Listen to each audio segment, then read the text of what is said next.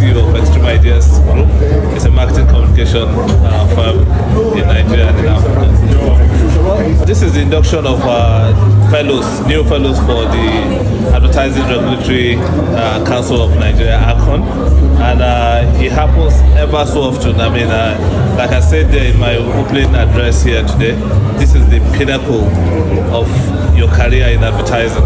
If you become a fellow of ARCON, so it is the equivalent is being like a son if you are a lawyer. So that's the pinnacle of your career. And we have some inductees here today that were inducted.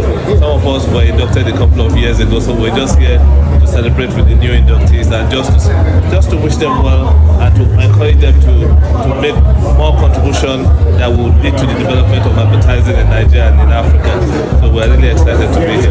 Absolutely, there are so many ways it can impact the development. People take advertising for granted a lot of times, but it is important that this business continues to stay in the hands of Nigeria.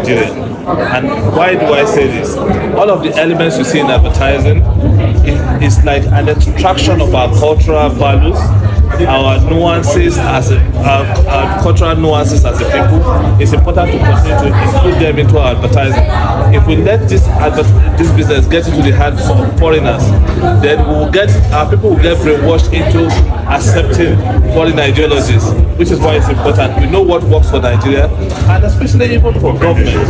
As the next election is coming, I believe that government should set up a think tank that will make sure that even the advertising for the political parties and all of the major candidates will be handled by local advertising agencies, because we understand the strategy, we understand the language of it. And even for any sitting government, it's a very, very dangerous thing to ignore the advertising sector.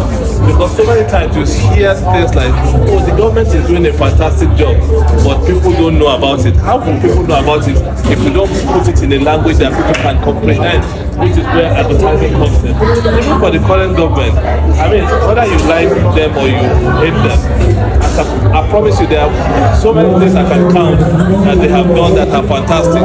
But who is capturing those things in the language that the common man in Aaron Jesus and in somewhere in Okemesi or somewhere can understand, or somewhere in the north?